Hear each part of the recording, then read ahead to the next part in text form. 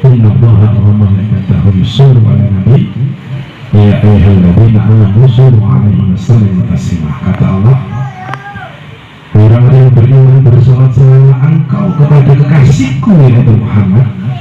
Sesungguhnya aku, kata Allah, dan para malaikatku sudah memberikan sholawat terlebih dahulu. Ini perintah Allah. Walau di dalam hukumnya sunnah, tapi ini sunnah muakkad, sunnah yang dikuatkan oleh Allah Subhanahu wa Ta'ala. Satu-satunya perintah Allah yang Allah menyuruh tapi Allah juga melakukan adalah sholat. Allah menyuruh kita sholat, Allah sendiri tidak ada dalam keterangan Allah sholat. Allah menyuruh kita puasa, Allah sendiri tidak puasa. Allah menyuruh kita bersedekah, tapi Allah menyuruh kita bersolat kepada beliau baginda aku Muhammad Rasulullah. Allah dan malaikatnya sudah memberikan sholat terlebih dahulu. Nah, kembali lagi pada versi tadi bahwa sholawat itu ada dua, sholawat yang maksuro, yaitu sholawat yang wajib dicipta oleh baginda aku Rasulullah. Kata para sahabatnya, Rasul, bagaimana saya bersolat padamu? Kala itu, Allahumma sholli ala Muhammad. Begini caranya, Allahumma sholli ala Muhammad. Inilah sholawat maksuro, sholawat diciptakan langsung oleh baginda aku Nabi Muhammad Rasulullah.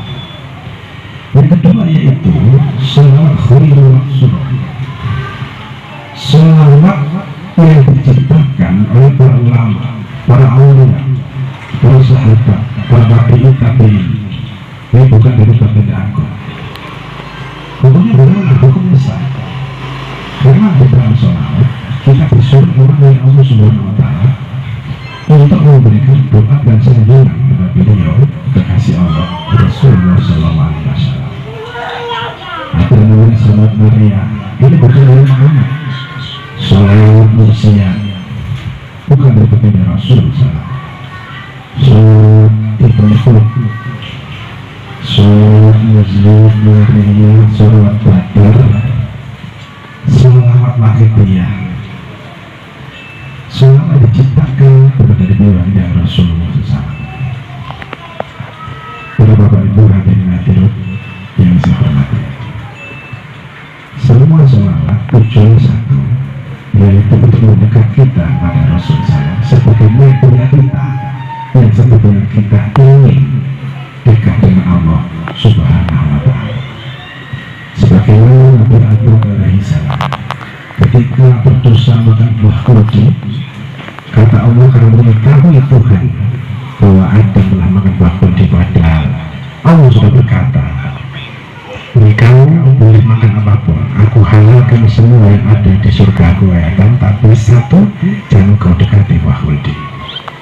Dekat saja jangan, tapi Adam alaihissalam dan Siti Hawa terkena bujuran setan, dia makan buah kurdi. Maka Allah Subhanahu wa Ta'ala adalah jannah, pergi kau dari surgaku. Terlempar dia di dunia 200 tahun menangis kepada Allah Subhanahu wa Ta'ala, tidak ada ampunan dari Allah Subhanahu wa Ta'ala. Dengan terkenal doanya Nabi Adam alaihissalam, Rabbana zalamna anfusana wa in lam taghfir lana wa tarhamna lanakunanna minal khasirin. Tidak diampuni oleh Allah Subhanahu wa Ta'ala. Dia terima dari menunjuk ke arasnya Allah Subhanahu wa Ta'ala. Tulisan Muhammad berganti dari Allah Subhanahu wa Ta'ala. Berpikirlah kecerdasan seorang otak Nabi Adam. Ini siapa yang Muhammad, saya belum tahu. Itu tulangnya digandingkan dengan Allah Subhanahu wa Ta'ala. Pasti saya bersertai dikasih di sana oleh Tuhan. Ya Allah, untuk hamba yang boleh ini bersaksi dengan istri hamba dengan kemuliaan yang seperti nama Muhammad yang saya belum tahu, orang belum tahu, manusia belum tahu bentuknya itu. Maka ampunlah aku wahai Tuhanku. Kemudian ada nama disebutkan oleh Nabi Adam masalah seketika Allah takut kau tahu dari mana. Saya tahu kan menciptakan di saat itu kata saya melihat ke atas adalah Muhammad dan ada nama berkandeng di atas. Kemudian pula Nabi Adam alaihi salam. Bapak Ibu hadirin besar bangsa mati, itulah bukti, salah satu bukti bahwa kita bersama pada Rasulullah yang bisa mendekatkan dari pada usaha dan membuat orang Allah jadi sudut bagi usaha. Selanjutnya Bapak Ibu yang saya hormati, selalu sholatnya khairul masyhur. Sholat diciptakan lama dari Jember sampai seluruh Pulau Indonesia. Sebagaimana sholat-sholat umum, sholat bakar, sholat nariah, sholat musya, semua ada kandungannya sendiri-sendiri, ada tujuan khasnya sendiri-sendiri. Seperti sholat nariah karena dibaca 333 kali rezeki akan senantiasa mengalir berkah kata dari alifnya. Sholat bakar ketika mau perang, mau tinju, mau sepak bola, mau pertandingan apa, sholat bakar fungsinya ada masing-masing. Dan khusus sholawatul wahidiyah yang seperti kita amalkan, kita baca khusus sholawat ini untuk menjadikan hati dan untuk ma'rifatillah wa rasulih SAW. Sholat untuk mendekatkan diri sekedar kepada Allah Subhanahu wa ta'ala wa rasulih SAW. Dan semua sholawat punya tata cara sendiri-sendiri, punya tata cara sendiri-sendiri menurut dari pencipta atau mu'alifnya sholat wahidiyah. Sholat maghrib ini mulai 1962-63 sudah dirangkai oleh Mbah Yai Kota Selasirul Quran, Mbah Yai Abdul Majid Ma'ruf. Sampai sekarang sudah dunia dengan 28 provinsi yang ada di Indonesia sudah ada perwakilan satu-satu semua. Ada beberapa ratus kabupaten kota sudah ada perwakilan satu persatu semuanya. Bahkan sampai di Malaysia, Thailand, Singapura, Bangladesh, Hong Kong, Australia, Amerika, Arab Saudi yang terakhir kemarin sudah ada perwakilan satu-satu semua sebagai penanggung jawab untuk menyampaikan masyarakat sholawat wahidiyah. Sholawat ini dilindungi atau dibentuk dan yayasan atau kelembagaan, sehingga kita secara pragmatis sudah lulus sensor dari Majelis Ulama Indonesia Jakarta. Juga kita lulus sensor itulah hukum negara yang masuk dalam akte notaris diperkuat Kemenkumham. Tahun titik usul titik 9 titik versi A.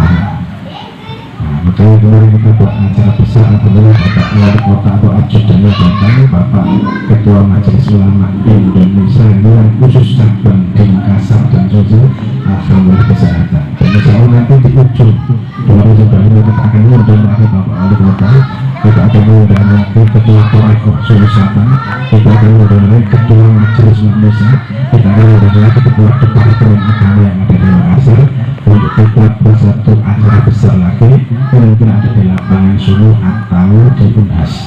Ya, mudah-mudahan nanti diberi sukses oleh Allah Subhanahu wa ta'ala. Hadirin yang saya hormati, setiap sholat punya tata cara sendiri-sendiri. Sebenarnya sholat wahidiyah banyak sekali sesuatu yang mungkin membuat orang atau enggak sebelum masuk kok seperti ini. Ada di dalam sholat wahidiyah. Sebelum kita mulai kita bertasyakuran istighosah. Yaitu sebenarnya modernnya kita ikut masyarakat di Madinah sana. Jadi ketika Rasulullah SAW ini mau meninggalkan umatnya Madinah atau dari perang dia masuk ke Madinah, selalu semuanya berselawat. Selalu berselawat. Ini tradisi dari orang-orang di Madinah. Jadi kalau pemimpin yang mau datang atau mau pergi senantiasa diiringi dengan lagu. Nah, lagu di dalam Islam itu namanya sholawat. Ya Nabi salam alaika ya Rasul salam alaika ya Habib salam alaika, seterusnya. Jadi Rasul ketika perang itu menanti-nanti orang di Madinah. Kemudian meninggal kepada Nabi, mati dengan perang. Tapi beberapa jam kemudian Rasulullah SAW tampak dengan muka dan tentaranya langsung semua bergembira, bersorak-sorak semua. Nah, kita ikut itu. Nah, kita karena sholat kita ada sholat wahidiyah, kita coba dengan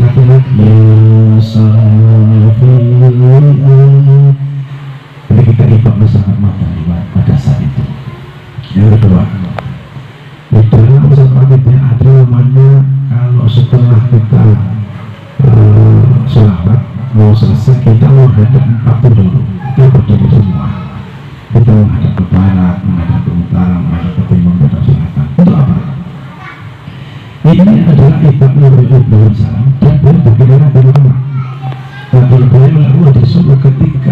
modern Ka'bah, naik di atas Ka'bah disuruh oleh Ibrahim seluruh umat manusia hadap ke barat, ke 4 penjuru utara, timur dan selatan. Panggil mereka, fa'afiru ilallah, fa'afiru agar wasaudara ikut berhaji. Ini juga dilakukan oleh Muhammad Rasulullah Sallallahu Alaihi Wasallam ketika sudah menjadi Nabi dan Rasulnya Allah SWT. Maka kita di dalam sepanjang itu ya memang disuruh membayar oleh mu'alifnya, oleh penciptanya untuk menghadap 4 penjuru, untuk memanggil hati para insan manusia dan makhluk seluruh di muka bumi ini akan sadar pada Allah SWT. Sadar bagaimana? Ya sadar yang belum sholat biar sholat, sadar yang belum puasa Ramadan biar puasa, yang belum ngerti ilmu dan agama bagaimana itu syarat rukunnya puasa, rukunnya sholat dan agar mereka lebih sadar, lebih menggali ilmu lagi, lebih ilmu agama lagi. Intinya seperti itu. Jadi yang dilakukan semua ada dalilnya, tidak serta-merta sak ilmu dewa semuanya sendiri, semua ada dasarnya. Nah itulah dalam acara-acara bersama kita, baik di pusat sana, di pondok pesantren, di pondok al-madurah, maupun di perwakilan cabang provinsi-provinsi yang ada di Indonesia, maupun yang ada di kabupaten-kabupaten kota yang Indonesia, maupun yang di kecamatan-kecamatan perwakilan yang ada jamaah sholawat panitia-nya. Biasanya itu salamnya itu meniru dari guru besarnya. Assalamualaikum warahmatullahi wabarakatuh. Padahal ini yang umum dilakukan adalah Assalamualaikum warahmatullahi wabarakatuh. Ini ada dalilnya semua. Kita akan coba ya. Artinya Assalamualaikum warahmatullahi wabarakatuh. Assalamualaikum warahmatullahi. Keselamatan atas dirimu. Warahmatullah, rahmat dari Allah. Wabarakatuh, dan berkah atas dirimu dari Allah. Dalam kaidah bahasa Arab, alaikum itu adalah untuk pria. Alaikum. Jadi assalamualaikum ini kaidah bahasa Arab untuk pria. Kalau alaikum ini untuk perempuan atau ibu. Secara jamaah memang jamaahnya alaikum ya laki-laki, termasuk berarti ya jamaah di situ termasuk ada perempuan. Tapi kalau yang detail lagi alaikumna yaitu mengatasnamakan khusus perempuan. Intinya seperti itu, lebih ke detail kayak bahasa Arab saja. Nah ada riwayat lain ya, orang-orang sufi ketika pertemuan ya, dalam satu riwayat Nabi Sulaiman alaihissalam ya, ketika burung hudhud menyampaikan sesuatu pada Nabi Sulaiman, ya Sulaiman berkata, aku telah membuat berita penting. Ada seorang ratu yang di dalam kerajaannya itu sangat mewah. Kerajaannya betul-betul pertaniannya, perdagangannya sangat hebat sekali. Tapi saya yang menyembah matahari. Mendengar kata-kata itu, Sulaiman alaihissalam, ya Hudhud, kau perintahkan kau mengantarkan suratku, aku akan tulis surat untuk ratu tersebut. Siapa ratu tersebut? Ratu tersebut adalah Ratu Balqis. Ratu Balqis ini hati-hati dia di kerajaan Sabah. Kerajaan Sabah itu sekarang dia di Yaman ya, di Ethiopia. Nah, Sulaiman di Israel. Jadi jarak ke pesawat 10 jam kalau pesawat ya. Ditulislah surat oleh Nabi Sulaiman untuk dibawa oleh Hudhud menuju kerajaan Sabah. Setelah sampai sana, surat oleh Hudhud tadi di atas singgasananya Ratu Balqis dilempar dan mengelupas yaitu kepala Ratu Balqis. Dibuka surat tersebut, para menteri-menterinya dikumpulkan. Menteri-menteri ke sini semua. Kita dapat surat, yang surat ini dia tidak tahu siapa yang bawa. Ketika sudah dibuka, Bismillahirrahmanirrahim. Wahai hamba, janganlah engkau menyombongkan dirimu di atas muka bumi ini. Segeralah engkau menghadap kepadaku, agar aku bawa engkau untuk menyembah Tuhan Rabbul Alamin Allah Subhanahu wa Ta'ala. Suratnya simpel, tegas dan lugas. Nah, semuanya mungkin siapa ini berani begini ya Ratu? serang, tapi Ratu Balkis bilang jangan. Ini ada tanda di bawahnya, stempel. Kita baca dulu. Raja Sulaiman, Nabi Allah. Ternyata dia seorang nabi, saya tidak percaya. Orang kirim beberapa emas intan permata untuk membuat dia berkah-berkah. Dia terima tidak. Kalau dia terima, jadi bukan nabi. Kalau dia tidak terima, berarti dia nabi memang. Akhirnya para Ratu Balkis banyak pemikul beberapa intan berlian emas permata untuk dihadiahkan pada yaitu Nabi Sulaiman alaihissalam. Lalu setelah sudah di Nabi Sulaiman dibikin tulisan dalam sejarah kertas lagi, kembalikan hadiah dari Ratu Balkis ratu. Saya tidak sudi semua.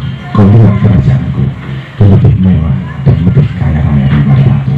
Itu kembalikan. Dan Ratu Balkis milik cerita mengajak tentara untuk langsung datang kepada Sulaiman alaihissalam.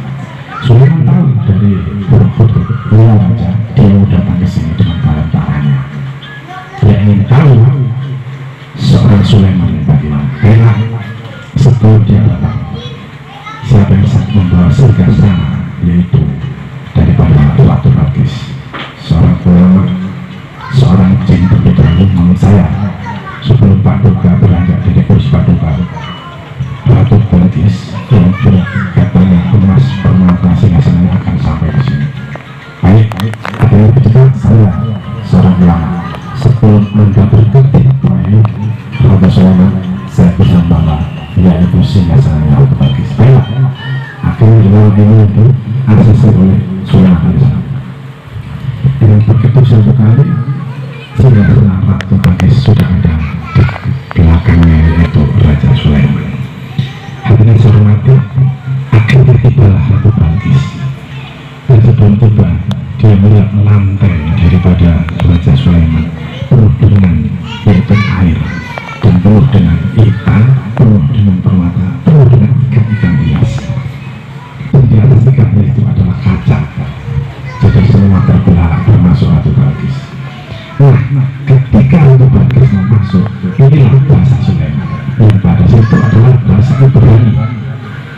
Kalau Ratu Balkis bahasanya pakai bahasa Arab. Kalau dekat dan bisa memuncul selatan Arab. Walaupun juga ada dari sana ada bahasa Sabah khusus kuno. Namun Sulaiman dengan bahasa Ibrani dengan orang Israel bisa juga menggunakan bahasa Arab karena ada bantuan dari ajudannya. Secara Arabnya, Assalamualaikum warahmatullahi wabarakatuh. Assalamualaikum ini adalah untuk perempuan, tapi juga untuk makhluk gaib yang bersama Ratu Balkis. Karena konon Ratu Balkis ini adalah bapaknya ia adalah orang atau manusia, tapi untuk ibunya adalah jin dari daerah Sabah. Sehingga diberikan alikuna sebagai penghormatan kepada seorang wanita dan sebagai pendahulu pada bala tentara kulitnya atau selain manusia. Makanya terjadilah satu transaksi yang pendek cerita, Ratu Balkis menjadi istri daripada Raja Sulaiman alaihissalam. Cerita inilah menurut orang-orang sufi bahwa alikuna termasuk sebagai yaitu memberikan penghormatan kepada makhluk gaib selain manusia. Jadi ada dua dalam di sini. Alikuna yaitu pertama, secara kaidah bahasa Arab, alikuna adalah penghormatan dari seorang wanita. Alikum yaitu jamak, bentuk jamak daripada pria. Jadi assalamualaikum waalaikumsalam bentuk jamak pada manusia yang pria, manusia yang wanita. Dikali dari ulama sufi, alikuna juga untuk makhluk selain pada yaitu manusia. Hadirin hadirat yang saya hormati, itu untuk penyebutan Assalamualaikum warahmatullahi wabarakatuh. Hadirin hadirat para bapak ibu yang saya hormati, yang terakhir di dalam surat Al-Fatihah kita senantiasa disuruh untuk senantiasa merasa banyak bersadar bahwa diri kita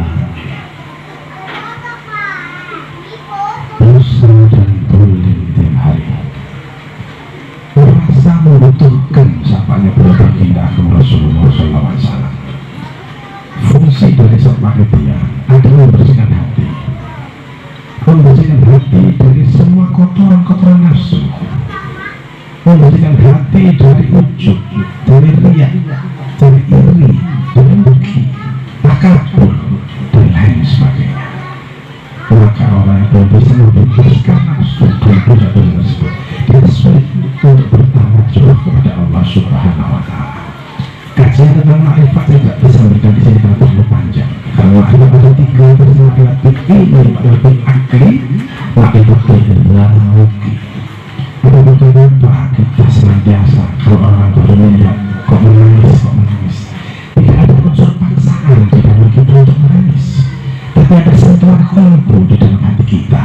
Kenapa kalau kita membaca salawat mahidiyah senantiasa kita merinding, senantiasa merasa takut kepada Allah SWT sebagaimana Nabi kita. Coba kita lihat Rasulullah SAW.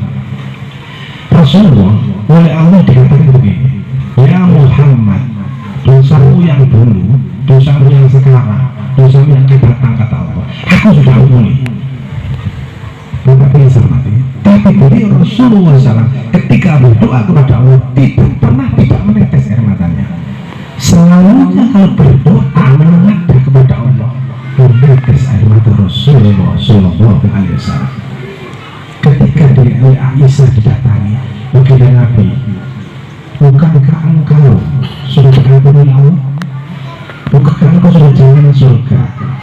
Kenapa engkau tidak berdoa kepada Allah? Ketika engkau belajar kepada Allah, senantiasa surat mengeluarkan berisak-isak dan senang. Ya Aisyah, tahukah engkau kenapa aku selalu menangis ketika aku bertawajjuh kepada Allah?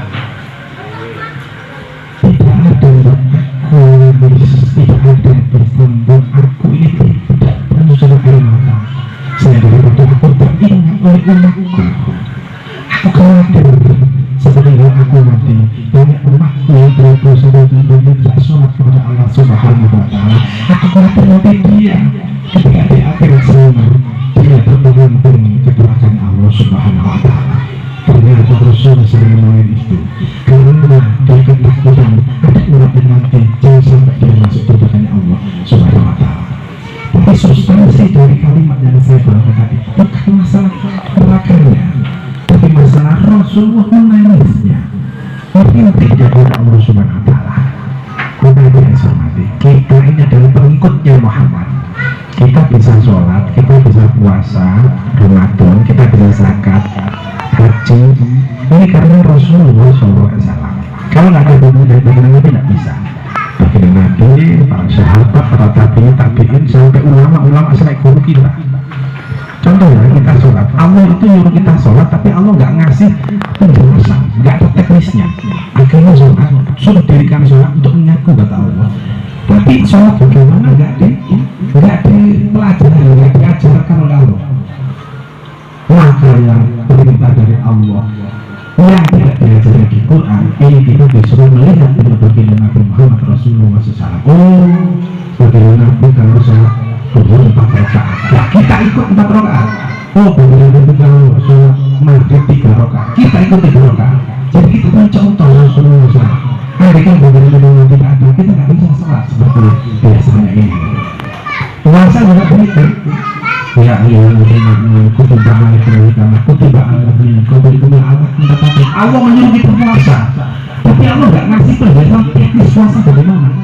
Nah, kita ada penjelasan teknis bagaimana, kita disuruh lihat Rasul. Nah, ini hadis. Jadi Rasul itu kalau puasa, kalau sholat dia setelah pukul 10. Nanti setelah maghrib baru buka. Ya kita meniru para sahabat meniru, para tabi meniru, para ulama meniru, para guru kita meniru, semuanya meniru Rasulullah SAW.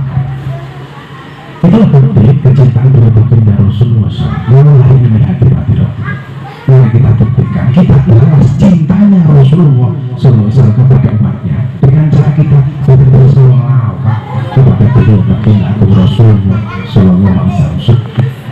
Hati kita cermati, kita sudah ada janji dari Rasulullah SAW. Ada janji dari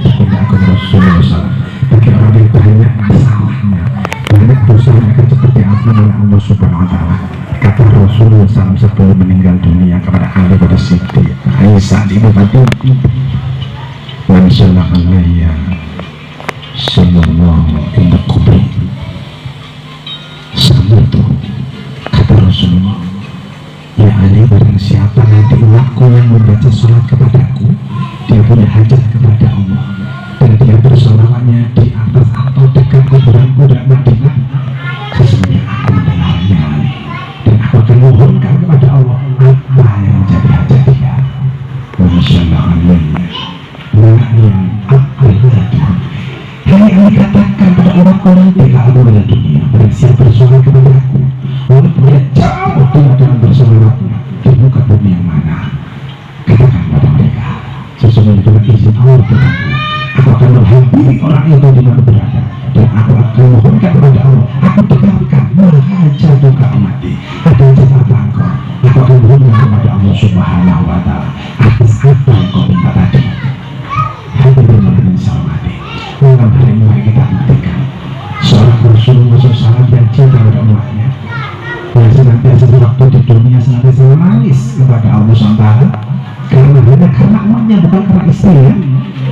Mari kita buktikan seorang Rasulullah, seorang manusia yang dia ketika meninggal dunia sakaratul maut, ada Israel dan ada Jibril di sampingnya.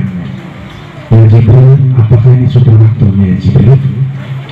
Sudah, baik, ini sudah waktunya aku disuruh Allah SWT untuk menghadap. Mana Israel? Ini Israel di sampingmu wahai Muhammad. Kenapa engkau bisa? Allah sudah menyiapkan surga untuk milikmu.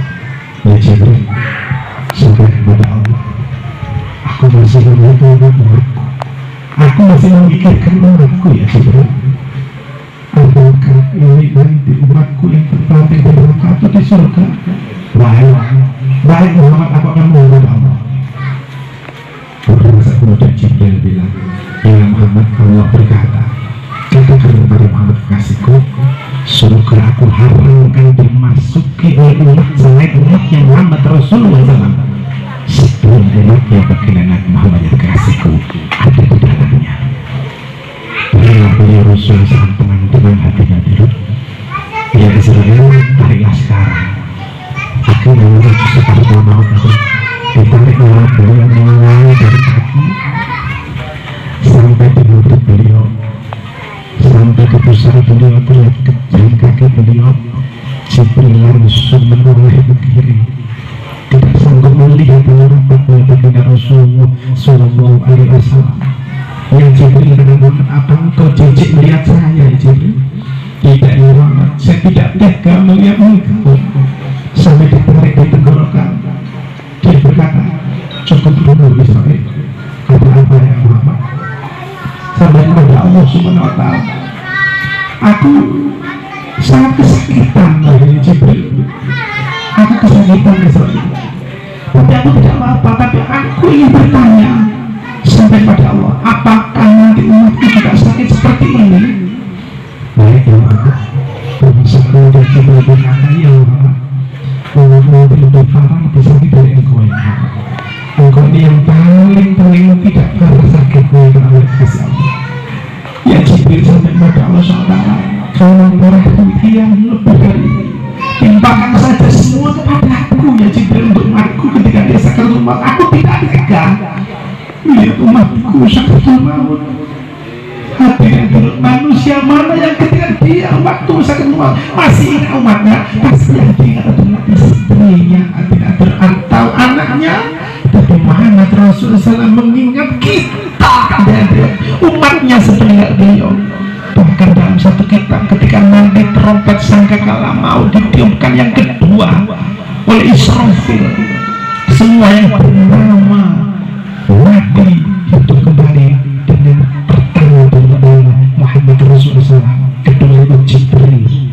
Ya Jibril, dimanakah aku? Kenapa semua hampa Jibril? Ya Muhammad, tidak ada manusia yang dibangkitkan selain engkau yang pertama Muhammad. Dimanakah umatku ya Jibril? Dimanakah umatku? Wahai Allah, hadirin asal mati, kita disebut-sebut lagi, kita ditanya di mana, ditanya di mana. Bahkan ketika di surgaku Muhammad, di surga Allah Subhanahu wa Ta'ala pun ini ada satu cerita, yaitu Rasulullah SAW di sana kebingungan hingga Allah menegur Jibril, kenapa itu Muhammad kebingungan? Apa kata dia? Apakah surga kurang indah? Apakah surga kurang nyaman? Apakah surga tidak ada makan-makan yang enak? Ya Jibril kata kepada Allah, aku merasa nyaman, Jibril, surganya Allah indah, surganya perlu dalam makanan yang enak. Tapi aku kebingungan ini, saya takut. Saya melihat terus jembatan Siratul Mustaqim sana, jembatan yang menuju dari persidangan Rabbul Jalil menuju surga, yang di tengah-tengahnya ini di bawahnya ada nerakanya Allah SWT. Aku takut agar nanti satu saja umatku bergerak Tuhan di sana akhirnya terjebak di belakang. Aku khawatir itu ya Jibril. Aku bingung sekarang ya Jibril. Jadi Muhammad, nanti aku sampaikan pada Allah. Hadirin hormati, bukan sampai di sini saja. Ada satu kisah nanti semuanya sudah ada di neraka. Ini Allah berkata, ya Malik, aku lihat itu semuanya ada di neraka. Ada 1, 2, 3 orang yang menyebut-nyebut Muhammad. Di balik semua sudah tidak berwajah manusia seperti arang, tapi ada sahabat Muhammad. Kamu bersedia. Hingga ada beberapa orang dikeluarkan dari neraka. Kenapa anda menyebut Muhammad? Dia Nabi saya, ya Allah, kenapa tidak tolong saya? Rasulullah dipanggil, kasih kok, apakah ini umatmu? Apakah ini juga umatmu? Apakah yang itu juga umatmu? Apakah yang ini juga umatmu? Pada saat itulah hati-hati kecintaan kepada kita akan terlukiskan di jidat kita. Sinar kenabian itu ada di hati atau jidat kita. Hati-hati. Jika cinta kita pada Rasulullah SAW ini palsu, nanti tidak ada tanda itu. Hati-hati. Jika cintanya betul-betul maka kita pada Rasul SAW betul-betul nanti ada tanda itu, dan kita akan diselamatkan oleh sahabat baginda Rasulullah SAW. Hadirin yang saya hormati, mari malam hari ini sebagai bukti rasa cinta dan mahabbah kita kepada kedua baginda aku Muhammad Rasulullah SAW, mari kita bersama. Dan juga sebagai bukti diri kita hamba Allah SWT yang takut kepada Allah, mari kita bermohon ampun atas dosa dan kita malam hari ini. Bermohon Bapak hari ini jangan ada di dalam hati kita ada selain Allah dan Rasulullah di hati ini. Kita pada malam penembusan, kita tebus dosa dan kita dengan bersolawat, kita mohon ampun kepada Allah. Mari hadirin yang saya hormati, kalau sulit hati kita masih betul-betul suatu hobi, masih keras hati kita, ini tanda hati kita jauh dari Allah SWT. Seseorang Islam dia mengaku bertuhankan Allah, tapi ketika dia berdoa tidak ada getaran sedikit pun di jiwanya. Hati-hati, ini belum dipertanyakan cintanya pada Allah SWT.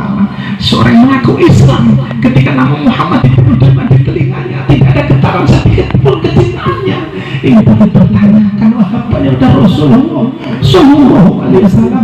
Hadir malam hari ini semua yang hadir di sini, mari kita buktikan cinta kita, mari kita buktikan mahabbah kita pada Allah, pada Rasulullah Sallallahu Alaihi Wasallam.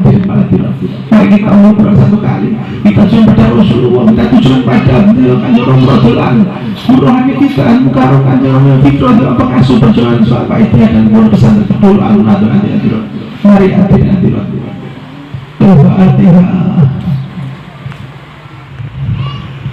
Hadirin yang saya hormati, mari pada sesi terakhir jangan melihat ke kanan dan ke kiri, melihat ke belakang, mari kita lihat hati kita masing-masing. Camping-camping penuh dengan nafsu, penuh dengan dosa yang menyelimuti hati kita. Ini sesi kita bertobat nasuha kepada Allah Subhanahu wa Ta'ala. Kata Rasulullah Sallallahu Alaihi Wasallam, kata Rasulullah, setelah dijabahnya doa oleh Allah pertama, dia harus mengakui bahwa dosa dan dosa hati-hati, harus mampu membayangkan dirinya ini adalah penyebab dari segala sebab dosa yang ada di dunia ini. Dosa kita pada diri kita, pada orang tua kita, kepada anak kita, doa pada tetangga kita, doa kepada hamba Tuhan keluarga kita. Malam hari ini kita mohon ampun pada Allah Subhanahu wa Ta'ala. Hadirin yang hormati, yang kedua, syarat dijabahnya doa hati-hati. Jangan merasa sombong hati-hati. Jangan merasa diri kita mampu apapun. Jangan merasa diri kita punya kebaikan-kebaikan. Kita harus merasa di hadapan Allah Rasul, merasa kecil, merasa hina, hati-hati. Jangan sampai kita di hadapan Allah Rasul merasa besar hati. Justru kita merasa kecil seperti butiran pasir yang ada di pantai, di belah-belah lagi hati-hati. Pernahkah engkau ketika Nabi Musa alaihi salam hadir oleh Allah Subhanahu wa taala dicoba hadir Jibril, kau sekarang Musa alaihi salam, wahai Allah, sampaikan pada Musa nanti malam kalau dia mau bertemu saya di gunung, aku perintahkan untuk membawa seseorang atau siapapun yang dia itu menurut dari Musa telah hina, lebih hina daripada Musa. Baik Allah. Ya Musa, Allah berkata, engkau nanti jangan soal, jangan menghadap Allah kecuali kau membawa sesuatu yang lebih hina dari engkau. Baik ya Jibril. Satu hari dia berkeliling di pasar, satu dia berkeliling dari kampung-kampung melihat sampai ada seorang pengemis tua pada jelek hitam legam, mungkin ini lebih hina dari saya. Bapak tua, mari ikut saya. Kau saya ajak Musa pada Allah nanti malam. Berjalan dari pasar menuju rumahnya Musa sana. Musa perang dalam hatinya. Apakah betul dia lebih hina dari saya? Atau saya lebih hina dari dia? Dia berkata terus sampai belum sampai rumahnya. Dia dalam perang itu dimenangkan oleh dia lebih tidak hina dari saya. Saya lebih hina dari dia. Dia berkata segitu dan dia masukkan tangannya mengambil segala uang batu hilang ke pasar. Aku tidak jadi mengajak engkau besok pada Allah. Dia berkeliling lagi dari pasar ke pasar sampai dia melihat seorang anjing, dan anjing itu sangat jelek sekali dan dia kotor sekali di tempat sampah mencari-cari makanan. Nah, ini yang lebih hina dari saya anjing ini. Maka aku bawa dia. Anjing tadi diikat dan dia bisa berbicara dengan itu Musa, aku bawa kemana aku ini, kau akan membawa pada Allah, aku disuruh untuk menghadap Allah, dan aku disuruh mencari seorang yang lebih hina dari aku. Engkau yang lebih hina dari aku itu, ikut aku. Pernah lagi di dalam hatinya menuju ke rumahnya dari pasar, apakah aku lebih hina atau anjing ini lebih hina dari saya? Sampai di depan rumahnya dia memutuskan diri, aku lebih hina dari anjing ini, tidak mungkin saya bawa dia. Dilepaskan anjing itu sampai malam hari dia sholat kepada Allah di gunung. Hingga Jibril diminta oleh Allah Subhanahu wa taala, ya Jibril, apakah Musa sudah sampai di gunung? Sudah ya Allah, aku akan menemuinya. Sehingga dikatakan Allah, wahai Musa kasihku, engkau aku perintahkan untuk mencari sesuatu yang lebih hina dari engkau. Itu anaknya itu. Maka saya ya Tuhanku, saya berhari dari pasar ke pasar, dari satu kampung menuju kampung, keluar masuk. Maafkan saya melakukan pengemis, tapi saya merasa saya lebih hina dari pengemis itu. Saya menemukan anjing yang sangat-sangat jelek dan dia di tempat sampah, tapi sudah saya bawa pulang, tapi saya merasa saya lebih hina dari itu. Jadi perintahmu ini untuk kali ini saya tidak bisa memenuhi, wahai Tuhanku. Aku tidak mampu melihat, aku tidak bisa mencari bahwa ada orang yang lebih hina dari aku. Akulah kehinaan itu seluruh jagat raya ini, wahai Tuhanku. Maafkan aku tidak bisa membawa itu. Sehingga Allah berkata, sodakta wahai Musa, engkau benar, engkau kuuji. Seandainya engkau membawa anjing itu dan engkau merasa lebih tinggi daripada anjing dan anjing lebih hina dari engkau, engkau akan kulorot kematianmu dan aku akan menanggalkan kerasulanmu dan engkau menjadi manusia banyak, bukan nabi dan rasul. Hadirin malaikat saya hormati, namun hari ini jangan sampai ada yang merasa diri kita tidak hina. Kita lebih hina daripada apapun nanti, bahkan dari kotoran pun kita lebih hina dari itu. Jadi di hadapan Allah Subhanahu wa taala jangan menyombongkan diri. Semua kita punya masalah, minimal kita tidak bisa dekat dengan Allah Subhanahu wa taala. Masalah apa itu malam hari ini? Mari kita mohon bersama-sama akan kepada oleh Allah Subhanahu wa taala. Dan yang terakhir, hati-hati syarat ijabahnya doa, dia harus yakin kepada Allah Subhanahu wa taala. Yakin pada aku, kata Allah SWT, inna ada itu abdi, aku menurut prasangka dari hati seorang yang ketika dia menurut padaku, jika dia dalam keadaan yakin aku yakin padaku, maka ijabahku. Jika dia tidak yakin, maka ijabahku sulit untuk turun kepada dirinya. Hadirin hormati, mari kita terapkan bersama-sama hadirin bersama-sama dan dengan kita pada diri kita sendiri. suami kita hati, dosa pada istri kita hati, dosa pada keluarga kita, pada bapak ibu kita, pada tetangga kita, dosa kepada seluruh masyarakat. Kita mohonkan ampun kepada Allah Subhanahu wa Ta'ala. Hadirin yang saya hormati, mari kita bersyukur. Izinkan saya berdoa untuk diri saya dan untuk semua yang hadir dalam majelis ini. Mari hadirin terus.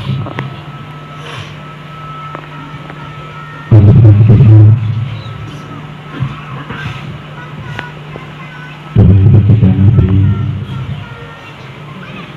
doa pemimpin umat, doa penyelamat umat, doa penyelamat syafaat umat, doa penuntunku, doa sahabatku, doa kekasih Allah yang tidak ada tandingnya. Mari bisa bersolat kepada selama pengumuman media yang ada di bawah beberapa orang. Kami berdoa kepada Rasulullah, jangan kau tinggalkan kami nanti di akhirat ya Rasul. Jangan kau tinggalkan kami nanti ketika persidangan roti kubul jalan ya Habibie. Dan aku berdoa kepadamu, sungguh kami sulit untuk menunggu kepada Allah SWT, sulit untuk sempurna, untuk mengampun kepada Allah SWT. Bimbing dan tuntun kami wahai baginda Rasul, bimbing dan tuntun kami wahai cahayaku. Wahai Tuhan Rabbul Alamin, wahai Pemakaran alam semesta, wahai yang menciptakan diriku, wahai menciptakan seluruh yang ada di muka bumi ini, wahai Raja di segala raja, wahai menciptakan segala-galanya, wahai yang mengeluarkan dimasukkan roh, wahai yang mengeluarkan dimasukkan nafas setiap manusia, setiap hewan dan mata, wahai yang mengeluarkan mata manusia, wahai yang mendengarkan telinga semua, wahai yang menggerakkan semua di alam jagat ini, wahai Tuhanku Rabbul Allah Subhanahu wa Ta'ala. Mari saya bersyukur kepadamu melalui media sholat pagi ini. Aku berdoa dalam ampun kami semua dari sini melalui sholat ini, wahai Tuhan. Aku berdoa kepadamu, ampunilah semua yang ada di ruangan Bapak Uri ini, wahai Tuhanku. Aku berdoa kepadamu, kalau ada orang-orang negatif, wahai Tuhanku, ada orang yang boleh pada jemaah media di rumah Bapak Uri ini, aku berdoa kepadamu malam hari ini juga, wahai Tuhanku, hilangkan orang-orang negatif itu. Dan kita boleh kepada kami, lindungi kami dan tuntun dengan keperkasaanmu, wahai Rabb. Wahai Tuhanku, jatuhlah dosa dan dosa kami ini, bagi sahabat kepada baginda Nabi Muhammad Rasulullah SAW. Jika kami mengadu yang sakit karena dosa-dosa kami ini, wahai Tuhanku Rabbku, maka ampunilah kami dan angkatlah penyakit kami. Pengamal media jamaah sholawat yang ada di sini, yang ada di ruangan Bapak Guri ini, mereka kesakitan, mereka merasa bergeluh, baik kepalanya, baik badannya, kakinya, tangannya, maka angkat penyakit mereka, baik Tuhanku, malam hari ini sebagai pertobatan kami, Tuhanku. Jika ada yang sakit jamaah kami, Tuhanku, di rumah Bapak Uni, yang itu mujadah ini, wahai Tuhanku, dan itu disebabkan karena Allah mereka atau air atau darah apapun dari orang-orang boleh, maka kepadamu hilangkan dan kembalikan kepada orang-orang tersebut jika dia tidak mau bertobat, wahai Tuhanku. Orang-orang yang punya ekonominya rendah, yang punya daya perdagangan, baik itu campuran maupun bakso maupun dagang apapun, di pekerjaannya, di perusahaannya, aku kepadamu, lindungilah mereka, wahai Tuhanku, dengan keberkasaanmu, yang itu Tuhanku. Semua yang ada di sini, yang ada jamaah pagi dia, yang ada di rumah Bapak ini, malam hari ini berlindung kepadamu. Ini kita bersyukur sudah dibuka hatinya. Jika hati Anda seenak-enaknya sendiri dengan doa kepada Allah SWT, seakan seperti itu aja, banyak begitu aja. Ingat ancaman dari Allah Subhanahu wa Ta'ala, Rasulullah SAW bersiap berdoa kepada Tuhannya, kepada Allah SWT. Dia seenaknya sendiri tidak khusus berdoa itu, dia akan diamkan di badan neraka dengan menangis setiap-tiapnya. Barang siapa dalam berdoa dia kepada Allah SWT, betul-betul dia menangis kepada Allah SWT atas dosa dan toleknya, dia akan dimasukkan ke surga Allah dengan keadaan tersenyum.